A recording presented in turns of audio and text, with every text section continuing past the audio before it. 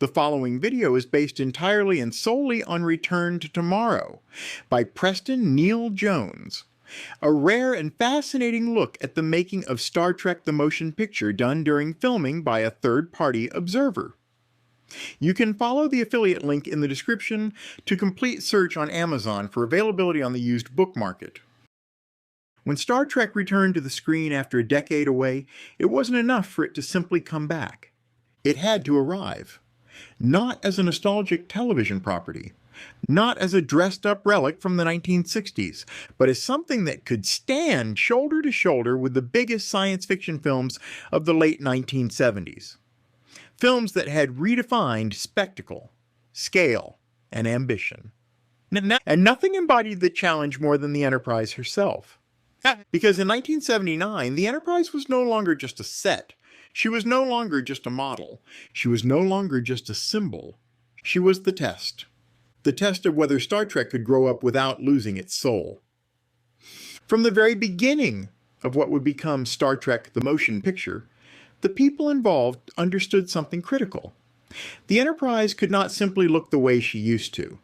Television had changed. Audiences had changed. Expectations had changed. The cinematic landscape had been reshaped by films that treated science fiction with seriousness, polish, and scale that television budgets had never allowed. The original Constitution-class Enterprise was beloved, but she was also a product of her time. Built for fast shooting schedules, low-resolution broadcast screens, and an episodic format that rarely lingered on exterior shots. Her lines were simple. Her surfaces were smooth. Her proportions were forgiving under flat lighting and limited optical compositing. None of that would survive the scrutiny of a feature film camera, and everyone involved knew it. What made the redesign so dangerous was not simply the technical challenge, it was the emotional one. The Enterprise wasn't just a ship. She was a character. For millions of viewers, she was as familiar as a hometown skyline. Alter her too little, and she would look cheap and dated on the big screen. Alter her too much, and you risked breaking an unspoken bond that had taken years to build. This was not a reboot era. This was not an age of reimaginings. This was 1979, when continuity mattered, and betrayal of visual memory was unforgivable. The Enterprise had to evolve in a way that felt inevitable. The solution was not to replace her. The solution was to refit her. That single word, refit, became the conceptual lifeline that saved the design. In the world of the film, the Enterprise had been in space dock undergoing a major overhaul. In the real world, that narrative justification allowed designers to rethink nearly every surface while preserving the ship's underlying geometry. The saucer still sat atop the secondary hull. The nacelles still flanked the ship on pylons. The silhouette, when reduced to shadow, remained unmistakable. But everything else was open for reconsideration. The designers approached the Enterprise as if they were naval architects tasked with modernizing a historic vessel. What would change if Starfleet had 10 more years of technological development? What materials would look more advanced? What textures would read as real metal under high-contrast lighting? What details would reward slow camera moves instead of quick television cuts? One of the most radical departures was the surface itself. The original Enterprise had been famously smooth, its hull painted a pale gray-green that photographed cleanly under studio lights.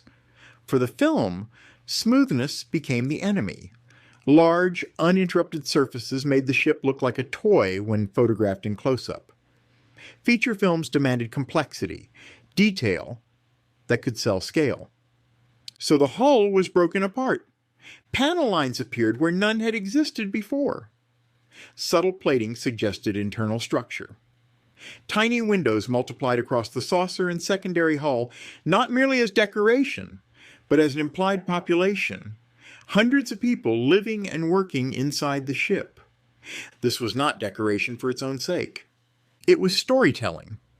Each panel suggested maintenance. Each window suggested life. Each light suggested function. The Enterprise was no longer an icon floating in space. She was an inhabited machine. Lighting became another quiet revolution. On television, the Enterprise was often evenly lit, her form readable at a glance. In the film, lighting was sculptural. Highlights rolled gently across the hull. Shadows carved depth into curves that had once been flat. The ship could emerge from darkness, pass through pools of light, and vanish again, all in a single shot. This approach demanded absolute confidence in the design. When a camera lingers, there's nowhere to hide. The nacelles, too, underwent a philosophical transformation. Their proportions remained familiar, but their detailing became more deliberate. Glowing grills suggested controlled energy flow. End caps became luminous rather than opaque, hinting at power rather than simply enclosing it. The warp engines no longer looked like attached components. They looked integrated, essential, alive. Perhaps the most important change, though, was one that viewers felt more than they consciously saw. The Enterprise became elegant, not sleek in a science fiction fantasy sense, but refined, balanced, composed, and intentional. Her lines flowed. Her proportions felt measured rather than assembled. There was a restraint to the design that communicated maturity. This was not a ship built by television necessity.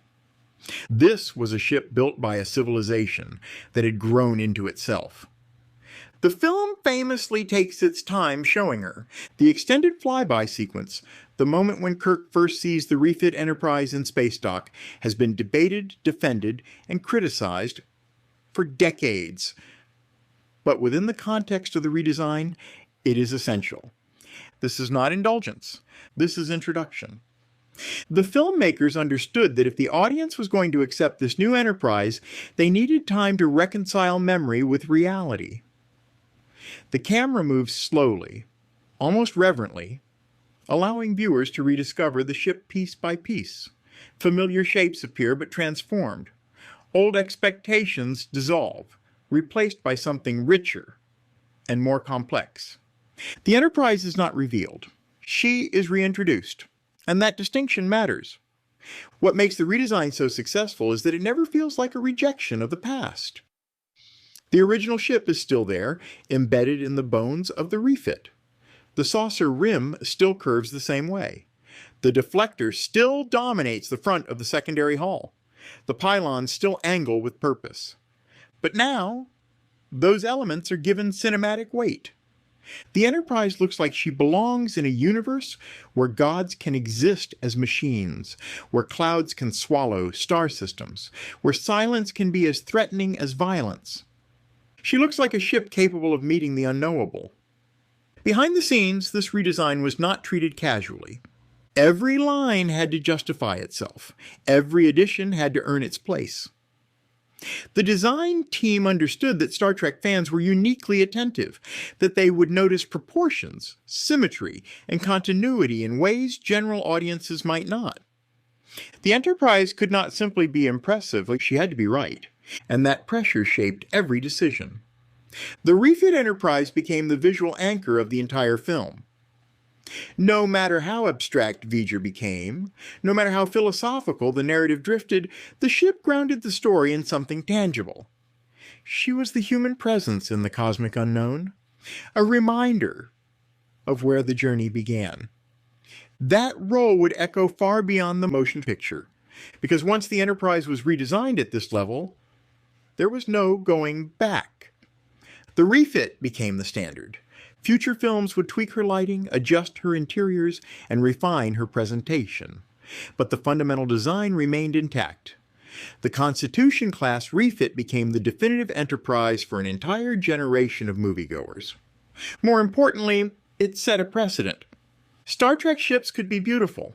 They could be photographed like architecture. They could be treated like characters. They could carry emotional weight simply by existing on screen. That philosophy would ripple through the franchise for decades.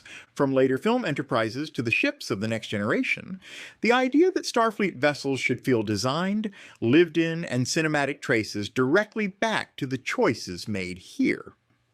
and none of it was guaranteed to work. Had the refit been rejected, Star Trek's return might have collapsed under the weight of fan disappointment. Had the ship felt unfamiliar or alien, the audience might never have emotionally reconnected with the story being told. Instead, the redesign did something remarkable. It made the Enterprise feel like she had been away too, that she had grown, that she had changed, and that she was ready to carry Star Trek forward into a future that demanded more than nostalgia. In the end, the refit Enterprise wasn't just a new design. It was a statement. Star Trek was no longer asking to be remembered. It was asking to be taken seriously. And the Enterprise, rebuilt, reimagined, and reborn, was the proof that it deserved to be.